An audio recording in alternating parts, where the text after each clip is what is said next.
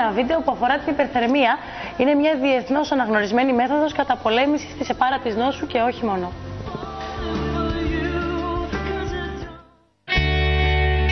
Η υπερθερμία είναι μια διεθνώς αναγνωρισμένη μέθοδος καταπολέμησης του καρκίνου, η οποία μπορεί να εφαρμόζεται παράλληλα και συμπληρωματικά με άλλες μεθόδους εναντίον του καρκίνου, όπως τη χημειοθεραπεία, την ακτινοθεραπεία αλλά και τη χειρουργική. Για τον λόγο αυτό, η υπερθερμία χαρακτηρίζεται πλέον ως ο τέταρτος θεραπευτικός πυλώνας της ογκολογίας. Συναντήσαμε τον ογκολόγο και παθολόγο κύριο Δημητριάδη και μάθαμε τα πάντα γύρω από την υπερθερμία. Εδώ και περίπου 100 χρόνια υπάρχει μια αναβίωση της υπερθερμίας στην ιατρική και ιδίως στις τελευταίες δεκαετίες έχει εξελιχθεί σε σχεδόν, μπορεί να πει κανένας, κομμάτι της κλασικής πλέον ιατρικής. Αυτό βέβαια όχι παντού.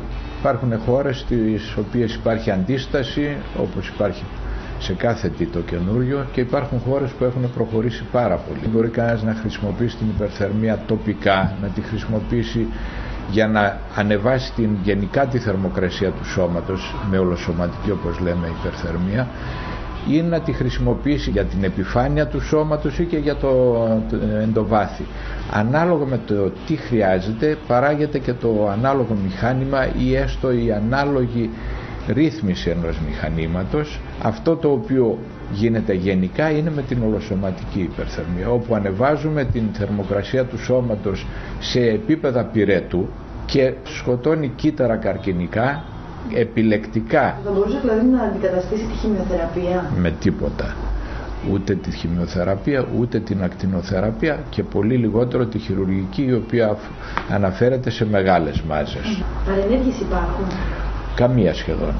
Έστειλα ανθρώπους όταν ήμουν στο Θεαγένιο διευθυντής, ασθενείς μου οι οποίοι το ζήτησαν, πήγανε στο εξωτερικό στη Γερμανία και γυρίσανε με αποτελέσματα που μας κάνανε εμάς να αμφιβάλλουμε ότι ήταν οι ίδιοι ασθενείς που εμείς τους είχαμε σχεδόν